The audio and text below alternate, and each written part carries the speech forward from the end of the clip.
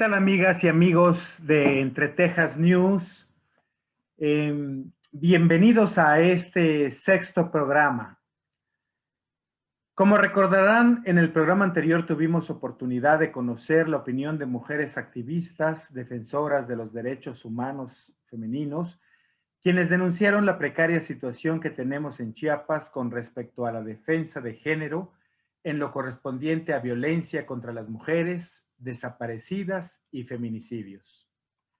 En esta ocasión, acudimos a mujeres que desde la academia trabajan el tema de género y derechos humanos para saber qué se discute en nuestras universidades, cuál es la agenda para revertir la precaria situación existente e intramuros y la propuesta de solución de esa problemática. Por ello, nuestra invitada en esta ocasión es la maestra Elba Narcía, quien es la directora de Derechos Humanos y Género de la Universidad de Ciencias y Artes de Chiapas, fundadora de Glifos Comunicaciones. La maestra Narcía trabajó durante 15 años en la BBC de Londres como productora, editora, corresponsal y capacitadora de periodistas. Fue directora de proyectos de Internews en Afganistán, Pakistán y Sudán del Sur. Se ha especializado en el diseño y manejo de proyectos de comunicación para el desarrollo y para el cambio social. En esta ocasión nos habla sobre el tema que tenemos previsto para este sexto programa de Entre Tejas News. ¿Qué tal, Elba? Qué gusto saludarte. Muchas gracias por aceptar esta invitación con un tema que es, pues, neurálgico en la situación, en las condiciones del Chiapas actual, el tema de género. Nos interesó mucho buscarte por tu experiencia en la academia, por tu experiencia periodística también, por supuesto, y puesto que ahora estás en un cargo de nueva creación que tiene que ver con temas de género en nuestra Universidad de Ciencias y Artes de Chiapas. ¿Qué te parece si empezamos por allí? Que nos expliques de qué trata esta nueva dirección que está a tu cargo.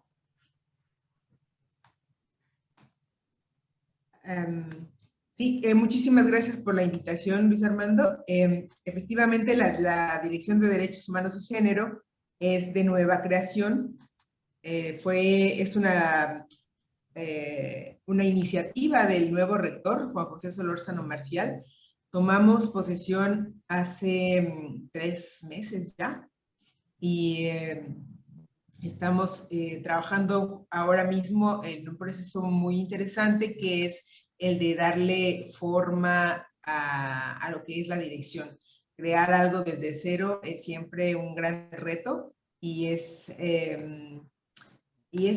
también muy, muy bonito, es muy interesante. Estamos trabajando, mira, estaba buscando ahorita en mi computadora, pero por eso estaba aquí.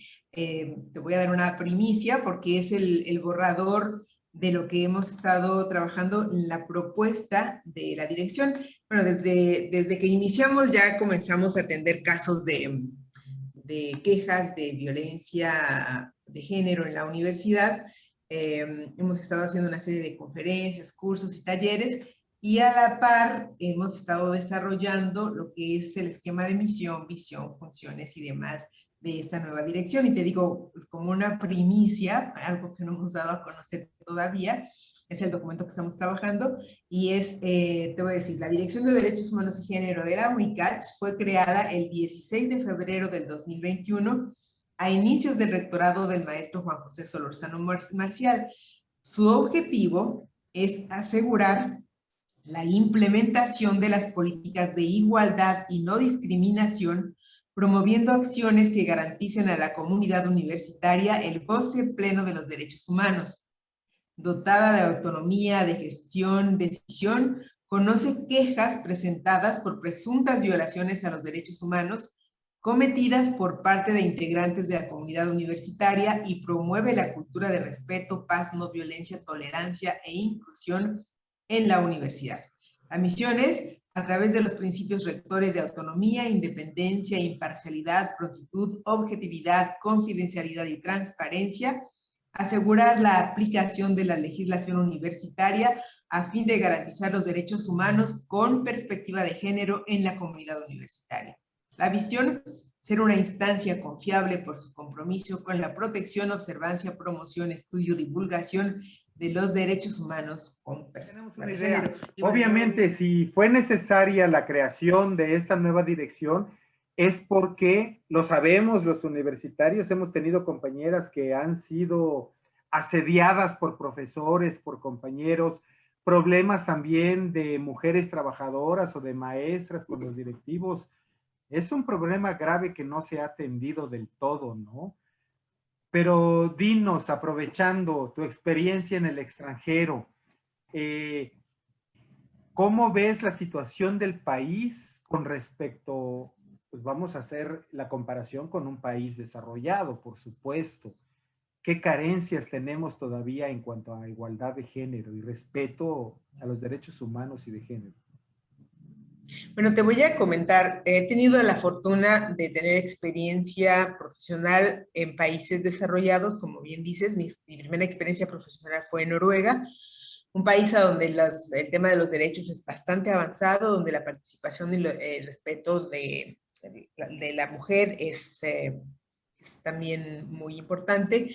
Estuve en Inglaterra, estuve en España, eso es mi experiencia en países desarrollados, ¿no? El tema de la defensa de los derechos humanos es primordial. Después, en mi trayectoria profesional, fui a países como Afganistán, Pakistán, Etiopía, Sudán del Sur, y ahí pues es un contraste muy profundo, en donde curiosamente te puedo decir que la situación de las mujeres es muy similar al que tenemos en Chiapas. Comentaba hace poco con una amiga, me decía, no, es que en México estamos más avanzados, más desarrollados. Digo, bueno, vamos a ver qué parte de México, ¿no? Porque, por ejemplo, el tema de los matrimonio infantil, a pesar de que está prohibido en la ley, todavía es una realidad aquí en el estado de Chiapas. Si no se concreta el matrimonio, sí son por acuerdos en las familias de que personas menores de edad son,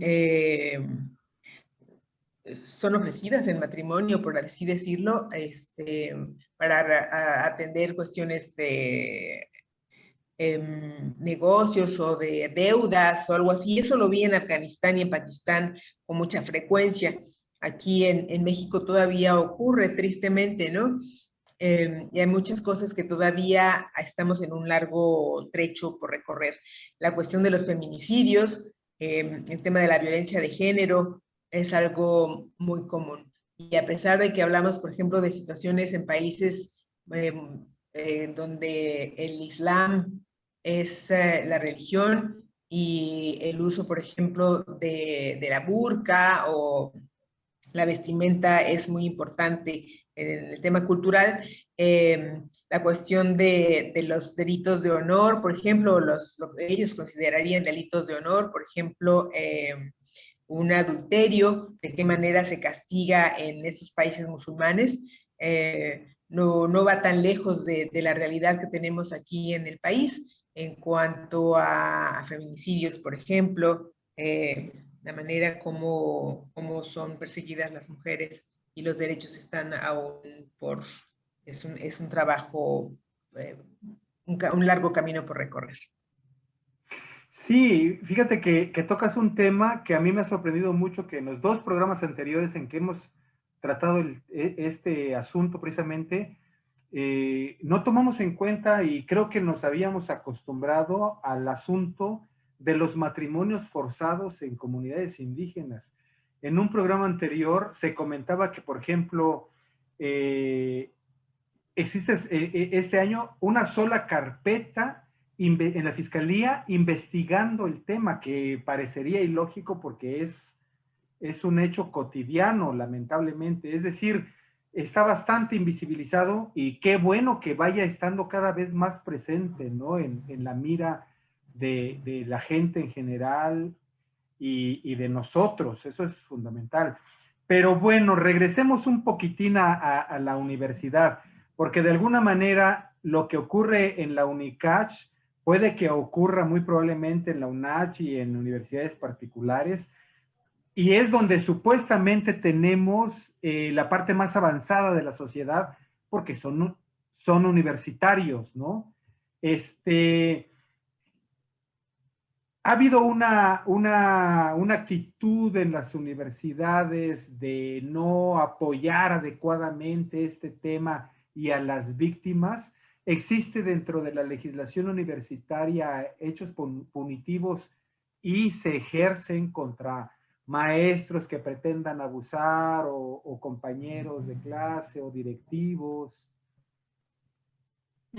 Es una buena pregunta, excelente pregunta, porque mira, creeríamos que las universidades, por ser centros de estudio avanzados, donde es el centro del saber, de la De vanguardia. investigación, sí, que pues esas situaciones no deberían registrarse, o tal vez, no sé, no, el desconocimiento de lo que ocurre al interior de las aulas, en los pasillos, en los centros deportivos, en las áreas, aquí en las universidades, no solamente en la UNICACH, en las distintas universidades del país, de América Latina y del mundo. He estado haciendo investigación para comparar cuál es la situación en otros países y es algo muy común. La violencia de género, la violencia contra las mujeres y también contra las personas de la diversidad sexual es algo muy común.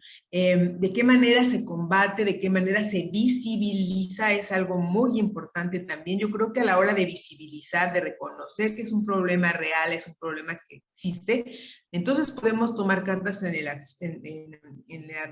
asunto y explorar medidas de solución.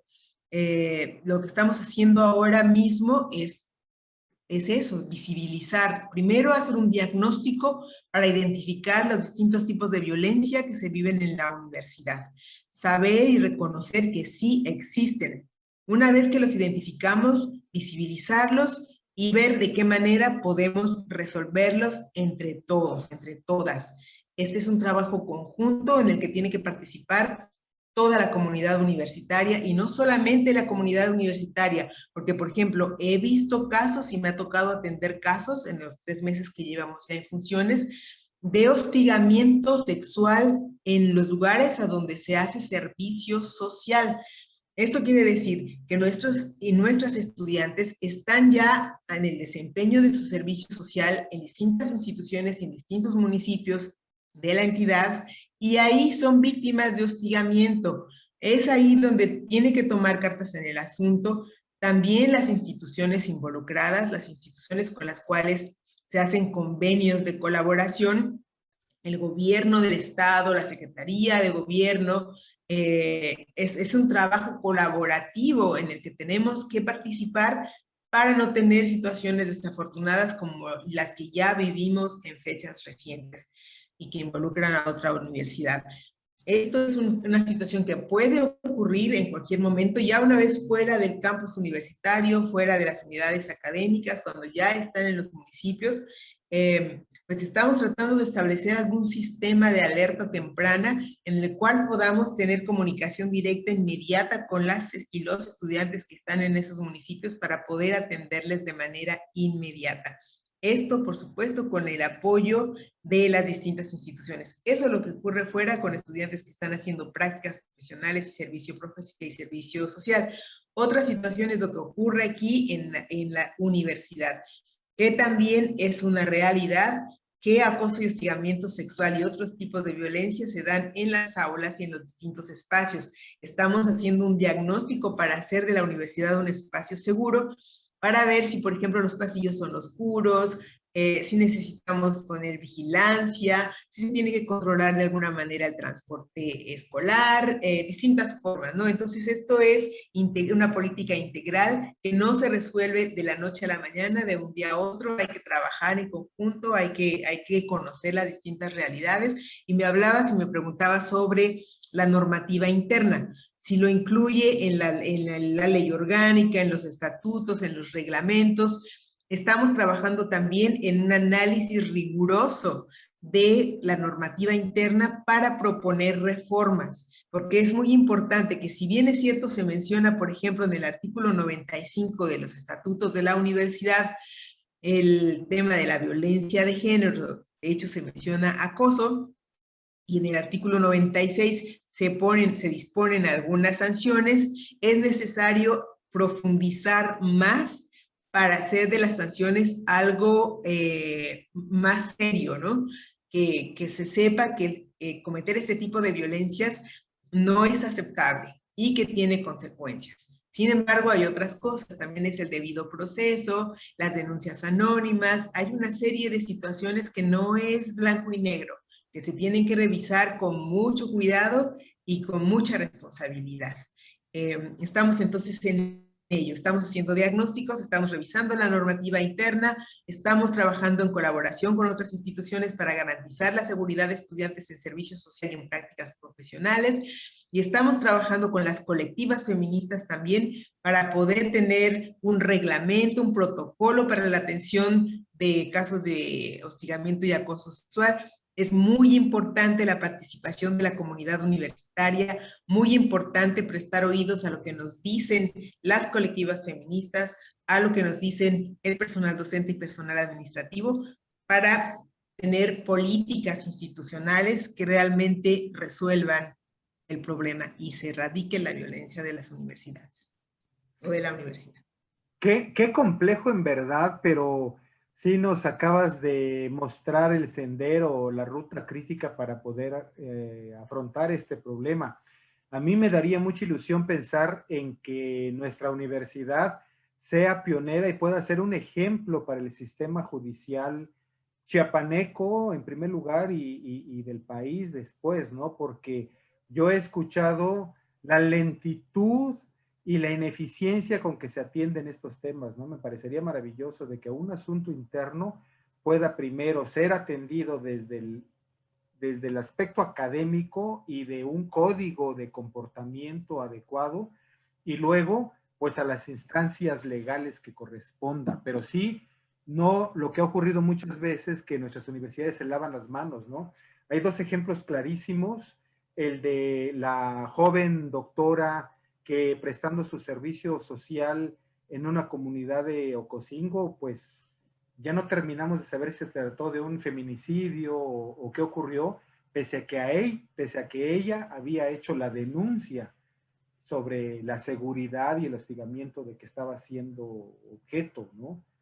Ojalá que eso vaya resolviéndose, porque si nos podemos si nos pusiéramos a dar voz a las mujeres en Chiapas, en el mundo, en el mundo conyugal, en el mundo de hijas, en el mundo laboral, donde hay tanto abuso también, y en todos los ámbitos, creo que sí, el estado de Chiapas y los varones le debemos mucho, mucho de respeto a la dignidad y a los derechos de las mujeres, ¿no? Por eso cuando supe de esta nueva dirección, que puede ser un modelo a seguir, a replicar y que tiene que ver con educación. Déjame preguntarte esto de acuerdo a tu consideración, Elba. El problema en buena medida está a la formación machista, patriarcal que llevamos los jóvenes después de haber pasado la primaria y la secundaria, la formación en la casa, y que llevamos a la universidad, y no es más que un reflejo de ese condicionamiento social que llevamos, y que si no resolvemos en la universidad continúa en el mundo laboral y todo. O sea, podría decirse que allí tenemos el gran problema en cambiar de mentalidad.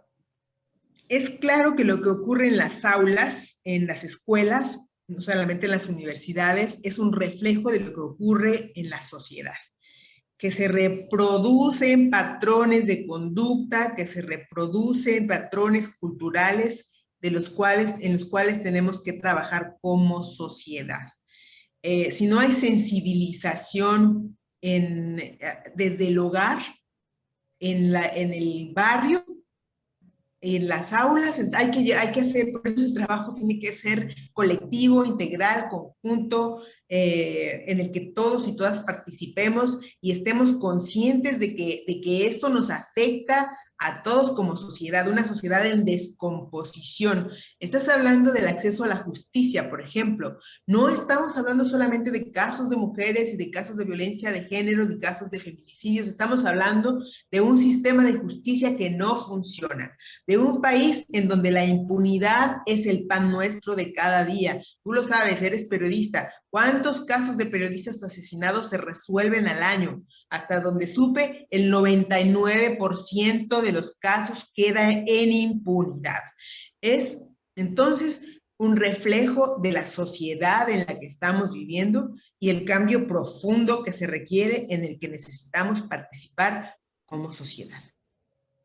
Claro, sí, y ahora que lo dice, estoy pensando, yo no lo sé actualmente si en primero de primaria, en el kinder o en los primeros, o en la primaria, existe la asignatura de primero conocer cuáles son los temas de género, cuál es nuestra responsabilidad de respetarlos obligatoriamente, de compartir las cosas con nuestras compañeras, en fin, creo que hace falta un chorro de información y de formación desde ese momento, ¿no? Es que tienes toda la razón, tiene que empezar desde los primeros grados, en primaria, en secundaria, en la prepa, siempre estar sensibilizando en, bueno, por qué llegamos a esta situación de desigualdad, ¿verdad? Y qué es la perspectiva de género, porque algo tan sencillo te voy a decir, por ejemplo, una mujer que trabaja, que tiene hijos, hijas, que tiene que atender el hogar, y pasa la basura a cualquier hora de la mañana y la madre de familia está en el trabajo y tiene que atender el hogar y comprar el agua, comprar la comida y preparar la comida y comprar el gas. Y, las políticas con perspectiva de género tienen que ver en pensar las situaciones de desigualdad en las que se encuentran las mujeres, ¿no? El entender los privilegios que tienen los varones, por ejemplo, para el acceso, he estado impulsando la participación política de las mujeres, fui cofundadora de la Red Chiapas por la Paridad Efectiva, dimos una batalla intensa para lograr la paridad de género político electoral, y te voy a decir una situación, 2015, ¿sabes cuántas presidentas municipales teníamos en ese entonces? En Chiapas, 2. 2. Históricamente, si revisamos la historia de Chiapas, desde las elecciones, ¿sabes a cuántas mujeres habían llegado a las alcaldías? 5 en total. De eso pasamos ya a un número más importante, creo que son 35 en la actualidad. ¿De cuántos municipios? ¿Sabes cuántas gobernadoras tiene México? ¿Cuántas gobernadoras ha tenido México en toda su historia? Son pocas, 5 creo, si no mal recuerdo, en toda la historia. ¿Cuántas presidentas de la República no hemos tenido? ¿Por qué? ¿Por qué? Porque entonces preguntarnos esas situaciones, reflexionar sobre cómo se ha llegado a esta situación, por qué, por ejemplo, el acceso de las mujeres a educación científica, a publicaciones, a una serie de cosas que estamos realmente en desigualdad, entenderlo, racionalizarlo, sensibilizarnos y trabajar en conjunto para que esto cambie. Claro. Fíjate que estaba pensando ahorita que nos ha ocurrido de pronto, hemos ido en el coche, si no lo hemos hecho nosotros, lo hemos visto, pero vamos en el coche y de pronto decimos, bueno, voy a tirar esta basurita por la ventana, ¿no? Y los hijos y las hijas y las niñas están allí, papi, no se tira la basura en la calle. Eso nos ha ocurrido a muchos, ¿no? Pero eso es parte también de la educación ecológica que está dando los niños, que no ocurre con el mismo caso de género. No hemos escuchado hasta ahora, papi, mira, ese señor está abusando y está siendo violento con una mujer o algo así, porque no está esa formación. Es decir, confirma un poco esta hipótesis sobre la cual estamos tejiendo un poquito, ¿no? Pero hoy creo que se normalizan tanto que son, como dices, es el ejemplo, los niños y niñas están viendo lo que está pasando cuando el papá llega y se sienta que le sirvan de comer, la mamá llega del trabajo corriendo a cocinar, llega y el señor está sentado tranquilo que le atiendan. La señora está limpiando la cocina, lava la ropa y todo, el señor está en sus pijamas cómodamente viendo la televisión y todavía trae un café porque tengo muchas Sí, ganas sí, de es terrible. café y Mira, sirve. yo creo que te voy a contar, en el año 99 aproximadamente, un grupo de amigos que éramos, nos moríamos de la risa porque teníamos un compañero que iba los lunes a las 7 de la noche al taller de género. Y te lo juro que nosotros le hicimos bullying en ese momento. Me acuerdo que era algo así como la puerta negra o algo así. Y este amigo nuestro iba al taller de género y nosotros decíamos, pues, ¿qué le está pasando, no? A fulanito.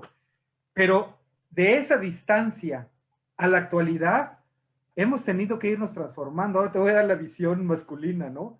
De que, pues el domingo me toca a mí lavar los trastos. Ahora soy en buena medida amo de casa y bueno, me toca atender la cama y me toca cocinar, ir a comprar la comida y además trabajar en la compu, pero también echar una barridita. Es decir, no me queda la menor duda de que es un problema de condicionamiento y es un problema de que hay que practicar, ¿no? El discurso que tenemos, es decir, predicar con el ejemplo en buena medida, ¿no? Es un Entonces, problema de privilegios y de normalización de ese tipo de situaciones. La otra vez me decía una compañera, es que tienes que incluir a los hombres también, porque los hombres también son víctimas de violencia. Y bueno, yo también le decía, nosotras no estamos peleadas con los hombres, que no se malinterprete, ¿no? Y es una situación que tenemos realmente que entender el contexto de la situación en la que estamos viviendo, porque siempre eso argumentan, ¿no? Los hombres también son víctimas de violencia, a los hombres también les pagan sus mujeres, a los hombres también les... Pero mira, checa las estadísticas, cuántas mujeres son asesinadas cada día en México, en el mundo, en qué situaciones, en qué condiciones. No se trata también de confrontarnos y pelearnos hombres y mujeres, ¿no? Sino que se trata de una sociedad sensibilizada, concientizada en que este tipo de acciones son muy necesarias, que el trabajo, el camino hacia la igualdad se tiene que conseguir y se debe conseguir solamente, y se puede conseguir de una manera coordinada, sumando fuerzas. fíjate que me viene a la memoria una frase que alguna vez escuché y que me hizo que me cayera el 20 de que estamos desperdiciando la mitad, por hombres y mujeres, por supuesto, la mitad del talento, de la inteligencia, de la energía, de la ocurrencia, de la capacidad de las mujeres, al ser tan tontos de no permitir que desarrollen todas sus facultades, ¿no? Con estos atavismos que venimos cargando. Y creo que es lo que pasa. Yo estaba pensando ahorita que estábamos hablando de las representantes populares, o sea, se terminó inventando una idea o todo un sistema que tiene que ver con las Juanitas, ¿no? Equidad de género, está la mujer cumpliendo con la cuota de género, pero a la vuelta de las elecciones y con el triunfo, el desplazamiento de ellas para que varones ocupen los espacios.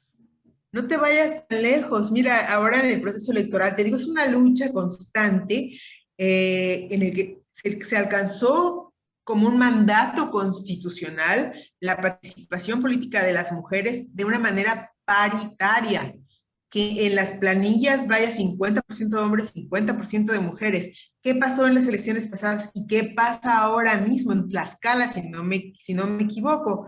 Se registran candidatos varones como transgénero y están nuevamente aprovechando esos vacíos, entre comillas, de simulación para ocupar espacios que corresponden por derecho a las mujeres. Entonces son varias cosas. Está el tema de la usurpación, la simulación, la violación flagrante de un derecho que nos corresponde y buscando de qué maneras se burlan de la ley. Ahora, por ejemplo, porque nadie les puede cuestionar si son o no son transgénero, ¿no? Se registraron así y dice, pues la ley aquí dice que podemos participar. Sin embargo, está muy claro escrito que es para mujeres. Claro, claro. Qué cosas, en verdad. Seguiremos trabajando este tema tan interesante y ojalá que sirva para sensibilizar a quienes todavía no lo están o a los que les haga falta un poco más del tema.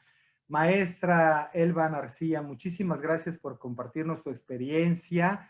Mucho éxito en este proyecto de nuestra universidad chiapaneca, la UNICACH, con esta dirección de nueva creación. Creo que es muy útil, creo que debe replicarse no solo en las universidades, en las instituciones, tener su Contraloría de los Derechos de la Mujer, quizá las Secretarías de Estado, no lo sé, pero bueno, no sé si quieras opinar algo más. Yo creo que Sí, no ha de bueno, ser creo que no ha de haber sido fácil ser mujer y además periodista de alto riesgo, ¿no? bueno, no es, bueno, sí, quería comentar algo, que no es una tarea sencilla, no es una tarea menor el enfrentar ese tipo de violencias, en trabajar en la transversalización de la perspectiva de género en toda la currícula, en todos los programas de estudio de la universidad, en la atención a quejas de violencia, en la atención a denuncias anónimas, en la reforma de la normativa interna, en la sensibilización en temas de derechos humanos, los derechos humanos, el derecho a la igualdad, el derecho al respeto y una serie de cosas. Vivimos en un estado con una mayoría de población indígena. También necesitamos trabajar en la inclusión, en la tolerancia, en una serie de cosas. Me parece a mí una iniciativa muy importante por parte del rector Juan José Solórzano Marcial, el haber impulsado esta Dirección de Derechos Humanos y Género, con todo lo que implica, con todos los retos que ello significa. El camino es largo, pero ahí andamos, ahí vamos. Claro. Pues gracias por estar con nosotros en Entre Texas News. Que estés Muchísimas bien, gracias, mis cuídate hermanos. mucho. Hasta Gracias. luego. Sin duda que es importante saber qué se hace en el ámbito universitario chiapaneco sobre el tema, como lo hemos escuchado de nuestra anterior entrevistada. Pero también lo es conocer los distintos proyectos de investigación que aportan a la sociedad el conocimiento más profundo de los diversos tópicos analizados. Por eso solicitamos un destacado ejemplo de esto, como lo es un trabajo de investigación de dos académicas universitarias chiapanecas que próximamente publicarán un texto producto de esta investigación que se titula Migración indígena de las mujeres chiapanecas.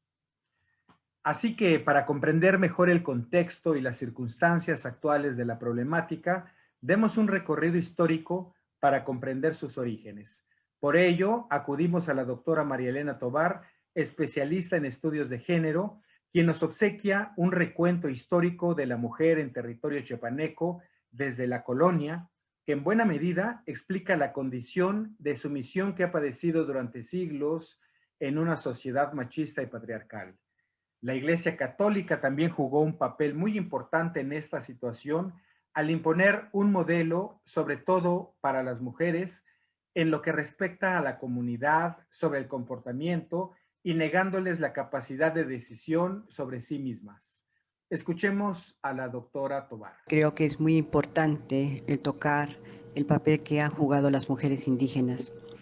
De hecho, han vivido, es producto de lo que tienen actualmente, es producto de una convergencia histórica y del estar entre la tradición cultural y el espacio moderno que tiene que combinarse con los rezagos que dejó la colonización durante 300 años en esta región de Chiapas.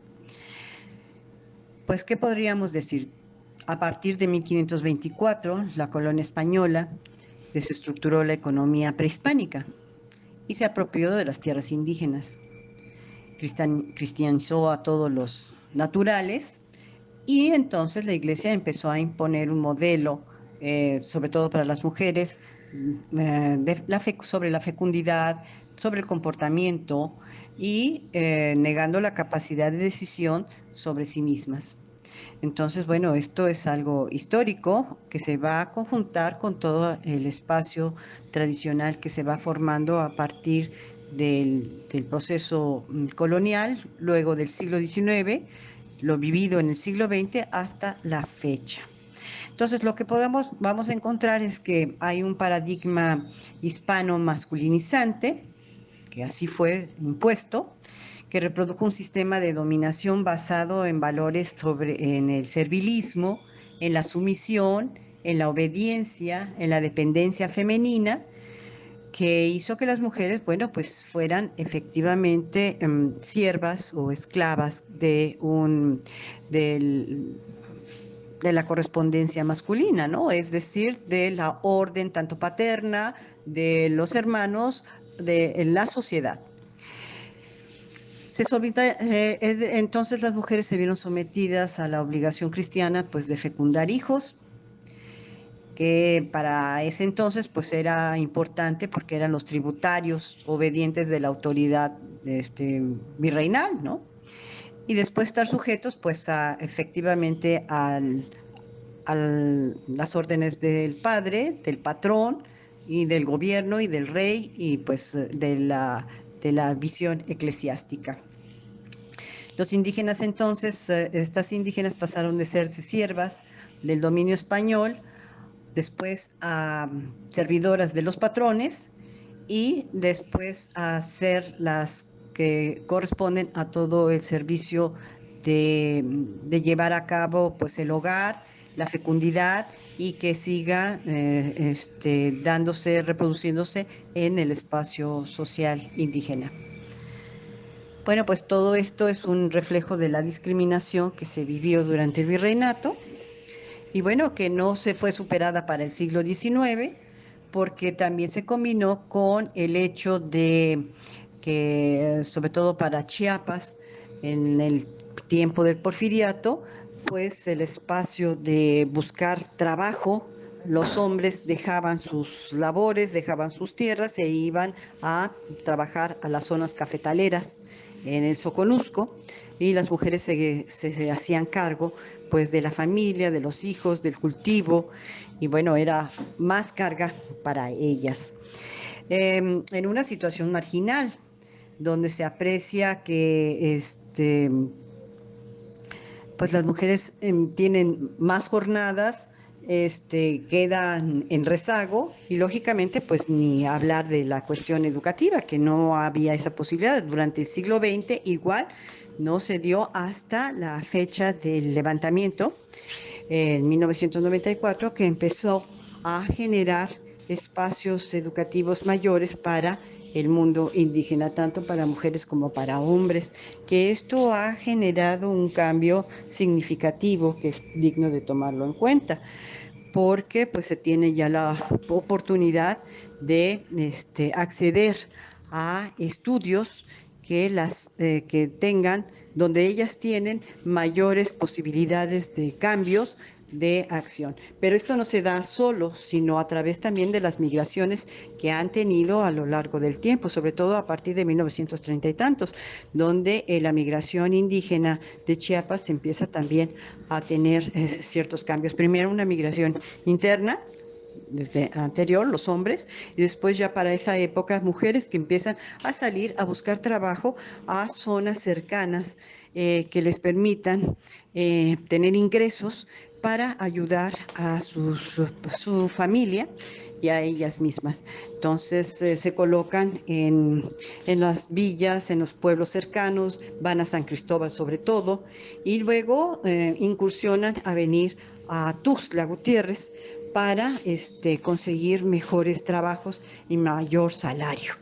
Esto es una parte muy importante porque es el precedente de lo que ellas ya rompen con el espacio tradicional de sus comunidades, se enfrentan a vivir en situaciones diferentes, aprenden otros formatos sociales Se apoyan mucho entre los grupos que vienen a buscar trabajo, se reúnen, se comparten y en esos ellas sienten otra vez este espacio social de su zona. Pero internamente va cambiando la mentalidad y aceptar el hecho de buscar nuevas rutas, nuevas oportunidades, hasta el hecho de que ahora tenemos mujeres migrantes hacia los Estados Unidos, mujeres indígenas de chiapanecas migrando a los Estados Unidos y que algunas de ellas han tenido éxito hasta en el espacio de la inversión porque han puesto algunos trabajos que les han empezado a redituar, sobre todo en el norte de México. Bueno, pues es interesante ver todo esto, cómo se genera un cambio en un mundo que permaneció casi inmóvil por mucho tiempo, donde la mujer pues realmente ha sufrido pues vejaciones, violaciones, abusos y que nosotros consideramos, tanto la maestra Iracema Villanueva y yo que hicimos el trabajo sobre las mujeres migrantes indígenas chiapanecas, sus transformaciones y educación, pues como el único espacio que realmente genera cambios y transformaciones reales en el individuo, en ellas, teniendo ya oportunidades de tener hasta gente que ha estudiado en algunas carreras, por ejemplo, derecho, donde empiezan ellas a visualizar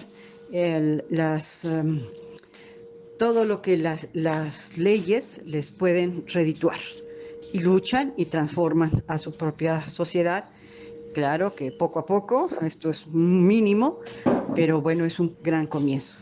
Por su parte, la maestra Iracema Alma Villanueva Guzmán, quien ha participado en trabajos de investigación junto con la doctora Tobar y ha realizado reportes sobre el tema, es maestra en la Defensoría de Derechos Humanos, licenciada en Sociología y licenciada en Derecho, ha impartido talleres sobre equidad de género, fue docente en Derecho Ambiental, Equidad de Género y Derechos Humanos. Entre otras publicaciones suyas, destaca un artículo sobre derechos humanos de los niños en el contexto constitucional de Chiapas en el libro Constitucionalismo Chiapaneco. Es nuestra otra invitada. Escuchemos su aportación. Hola, ¿qué tal? Como bien comenta la doctora Marielena, historia es destino. Nuestra investigación de migración indígena de las mujeres chiapanecas tiene un enfoque de derechos humanos y nos centramos sobre todo en las últimas 5 décadas, pero no podemos olvidar todo este precedente que marcó la colonia con el fuerte machismo que les dejó como una herencia.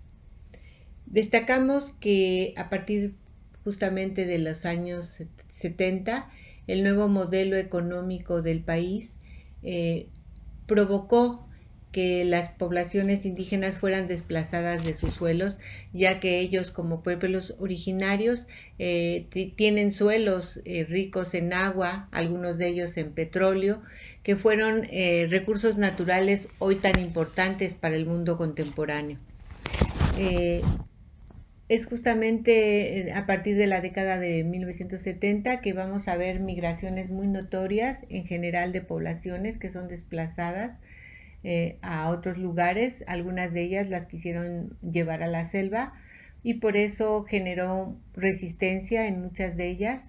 Los hombres sobre todo se organizaron con ayuda de algunas organizaciones, pero tuvieron la necesidad también de que las mujeres participaran. Es por una necesidad que las mujeres van teniendo mayor participación política y por supuesto esto va a influir, para nosotros va a ser el referente de la primera generación, cómo esta primera generación va a ayudar a la siguiente generación para que al migrar primeramente a otras partes internas de la entidad, después van a buscar ellos con más fortalecidas en nuevos territorios cuando se hace todo el desarrollo turístico de la región maya del sureste.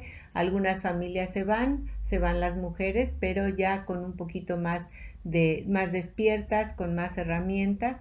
Algunas llegan al centro Y el hecho de emigrar a ciudades, bueno, las hace también allegarse de información que de oídos ellos van sabiendo que, bueno, los salarios en Estados Unidos pues son un poquito mayor que en el país, sobre todo cuando ellas, sin herramientas y sin tener ninguna formación al insertarse al mercado laboral, se insertan a trabajos domésticos donde por supuesto el salario ni siquiera alcanza el mínimo en muchos casos. Entonces se van con todo este sueño americano. Que quiero destacar que Chiapas, de manera particular, la población indígena es de las regiones que se inserta hasta la década, hasta terminar el siglo XX, a la frontera norte. Antes no vamos a ver poblaciones importantes indígenas en los Estados Unidos, pero las propias necesidades de pobreza, de falta de empleos, hizo que primero los hombres fueran alejándose de su ciudad y bueno, las mujeres al quedar en los pueblos y viéndose en la necesidad de allegarse de recursos, pues también fueran buscando los espacios de las fronteras internacionales. El hecho de haber emigrado también, si bien les va a traer discriminación, van a ser grupos muy vulnerados, también es cierto que las enfrenta a un mundo, al mundo de la competencia y no podemos dejar de reconocer la audacia, la inteligencia que ellas van a ir teniendo para ser competitivas y dominar no solamente una actividad, sino que además muchas de ellas, siendo monolingües, pues van aprendiendo el español y después algunas de ellas el inglés.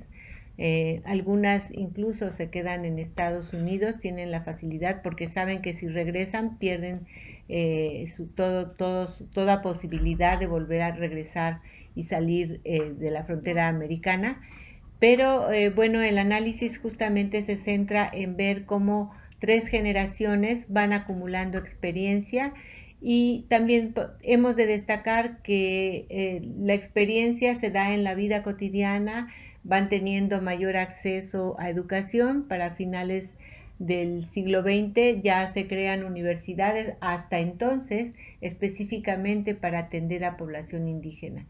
La educación lamentablemente en este sentido todavía tiene que tener mucha innovación porque tenemos que dejar de ver a la educación desde el marco tradicional de saber leer y escribir, no sé, las sumas elementales, pero también que la educación tenga más herramientas para ella en todos los sentidos, sobre todo el mundo que hoy nos significa electrónico, para que ellas vayan teniendo más información, ya que la educación es poder, la información es poder.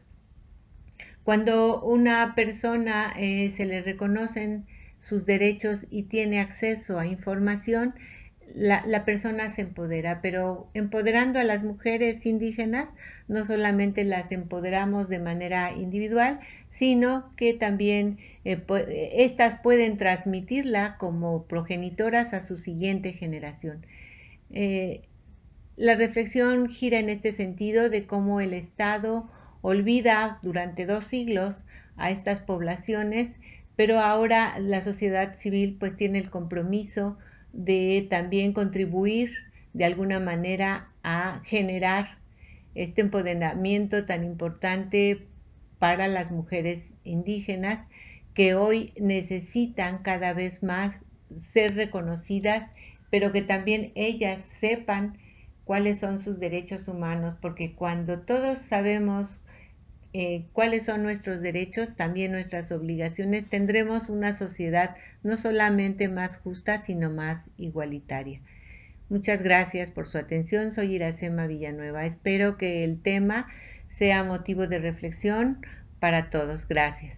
Después de haber escuchado a la maestra Iracema Villanueva, creo que es muy conveniente tener presentes sus palabras. Y cito: la reflexión gira en torno a que el Estado olvida durante 2 siglos a estas poblaciones, pero ahora la sociedad civil toma el compromiso de contribuir de alguna manera a generar el empoderamiento de las mujeres.